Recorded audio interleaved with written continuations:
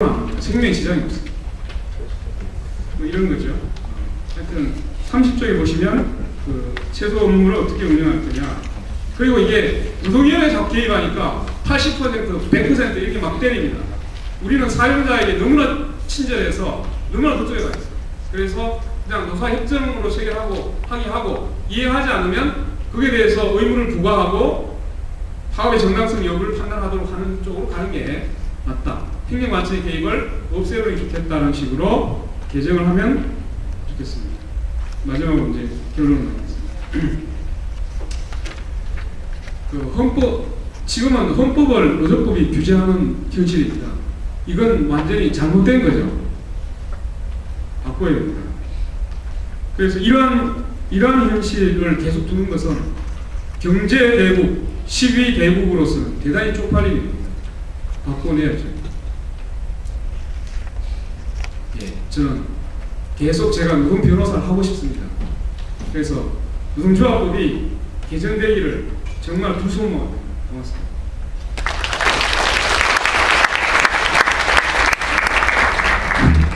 예, 원래 주최측에서 준비할 때는 발제자 1인당 시간 한 30분으로 했는데 제가 한 20분을 축소를 했습니다만 좀 전에 발제자께서 칼같이 30분을 했습니다. 그런데 오늘 토론이 보면은 저기 전에 발제라고 하셨으면 약간 토론이 가미된 그런 발제였던 것 같습니다. 그러니까 주 발제가 여기 자료에 보면 맨 뒤에 참고 자료를 해가지고 여기 노동조합 및 노동관계법법 일부 개정 법률안에서 자료 73쪽부터 첨부가 되어 있는데 이것과 결부해서 약간 이제 발제자들의 의견 내지는 그것을 함께 개진하는 그런 토론이었던 것 같습니다. 그래서 저기 이해를 돕기 위해서 원래 여기 뒤에 있는 발의안하고 지금 권영욱 변호사께서 저기 발제안하고 일치하는 부분과 좀 차이가 나는 부분을 좀 간단하게 말씀을 드리면은 근로자의 정의나 또는 사용자의 개념 확대나 또는 노동쟁의 정의나 노조 설립 절차 개선 이것과 결부해서는 여기 법 개정안 문항까지 본인이 똑같이 이렇게 이야기를 하고 계신 것을 봐서 의견이 일치한다 이렇게 보시면 되겠고 그 다음에는 약간 잡기 수정이 필요하다 해가지고 판단하셔서 넣는 게 노동조합의 소극적 요건 그 부분이 하나가 있고요.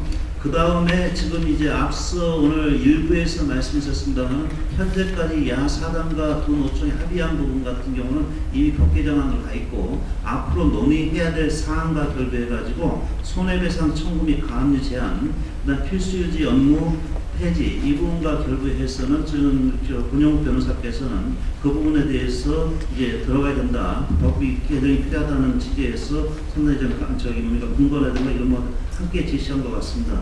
꼭 그 밖에 약간 더 추가된 것이 지금까지 논의에서 빠져 있는 것으로 직장 폐쇄 조항의 삭제 이 부분하고 그다음 명목상 도급계약 해지 이 부분 같은 경우도 추가로 좀 필요하다는 그런 의견을 말씀하셨다 하는 말씀을 드리겠습니다. 그럼 그 다음에는 이제 자료 32쪽부터 있습니다만 김기덕 변호사께서 저희 두 분이 아마 역할을 다 분담하신 것 같습니다. 법 개정해야 될 사항이 많다 보니까 그래서 나머지 부분과 결부해서 저희 발제를 해주시도록 하겠습니다.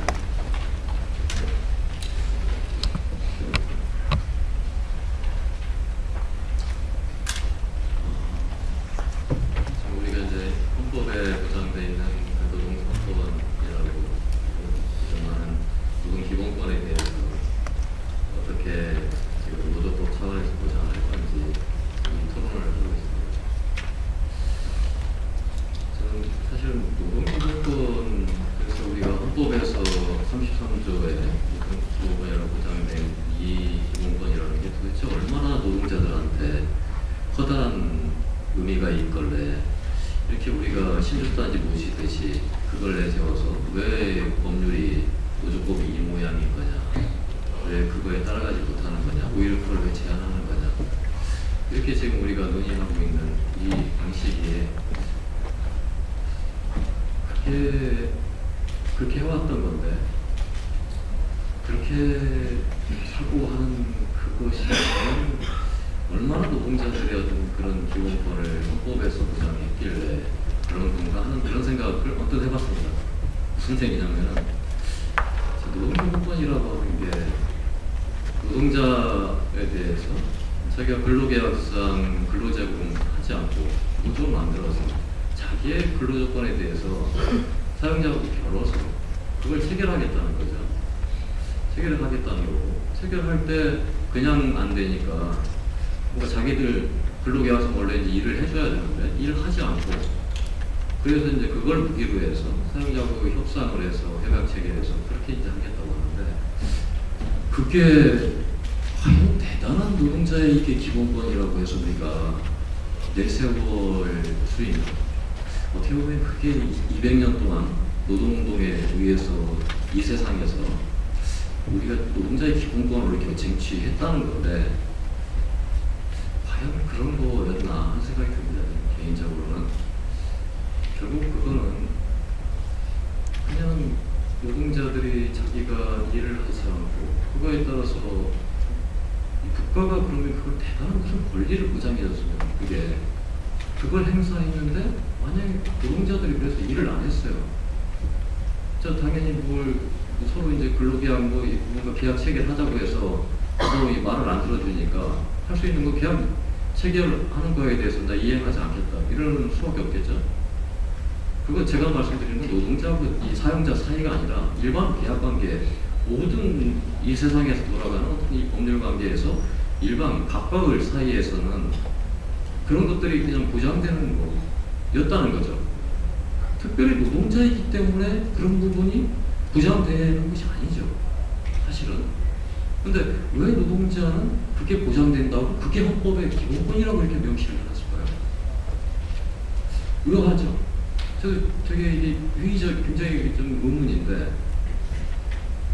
그냥 계약 체결을 안 되면은 당연히 이해 안 하는 게 당연한 거고, 그런데 그게 무슨 참 권리라고 헌법에서 딱 못을 박아놓고 이상하다는 거죠, 사실은.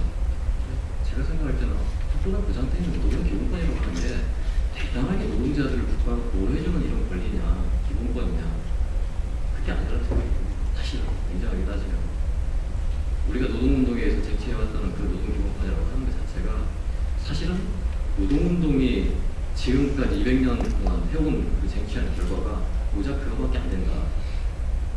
일반 계약관계에서 가불관계에서 이 각각을 한 당사자가 어쨌든 이 갖고 있는 그런 권리 정도로 우리가 헌법에서 국가가 더 이상 이 갑이 만약에 노동자라면 노동자한테 더 이상 개입을 안 하겠다.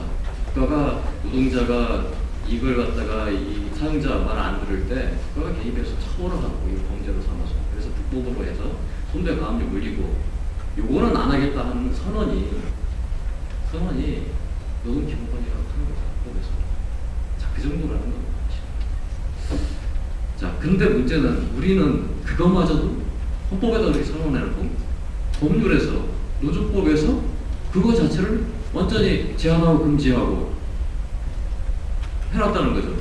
자, 헌법은 보장한다고 해놨는데 이게 노조법을 보니까 맨 규제하고 금지하고 제한하고 뭐 이렇게 만들어놨다는 겁니다.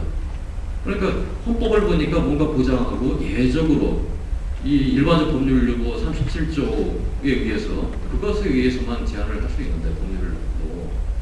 근데 법률 막상 노조법이라는 이 법률로 가보니까 이것은 일반적으로는 다 규제를 하는 거죠.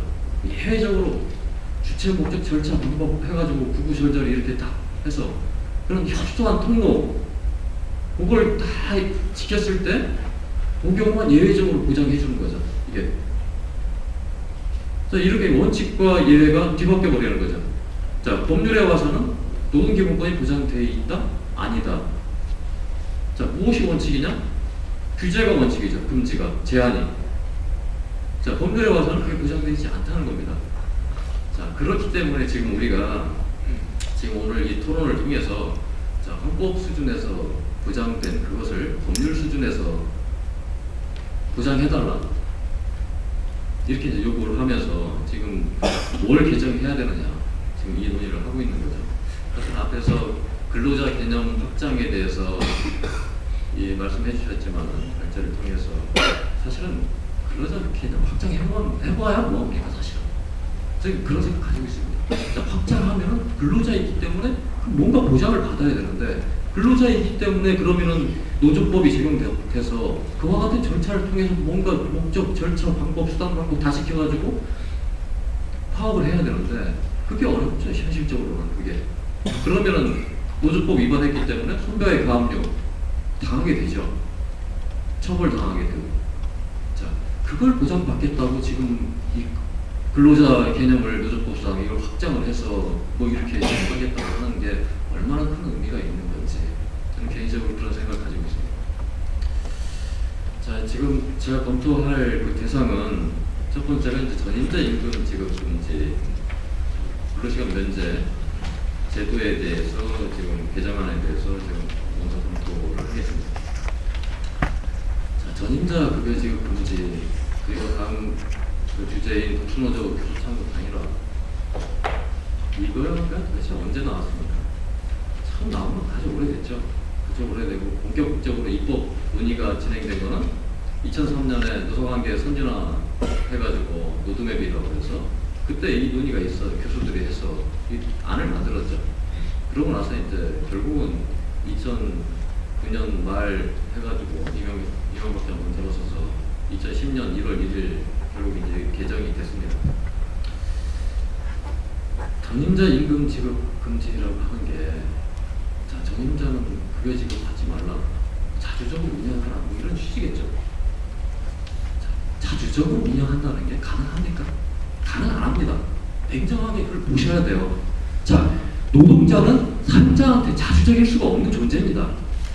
사용자 사업장에 종속해서 사용자 지시를 받고 종속적인 노동을 제공하라고 아예 개념이 그렇게 설정되어 있잖아요. 법에. 그게 근로자라고. 자, 이런 자에 대해서 어떻게 노동조합 종업원이기 때문에 이 자는 자주적이어야 한다고 이렇게 뭔가를 마치 그게 무슨 하나의 이상이고 이념인 것처럼 떠들어댑니까? 아니라는 거죠. 그런데 그런 삶을 가지고 뭔가 그런 것처럼 이렇게 접근해 들어가면서 결국 만들어내던 법이 전임자 급여 지급 받지 말라. 예외적으로 근로시간 면제 허용 한도 뭐 요거 한도에서만 요건 보장해준다. 뭐 이거죠.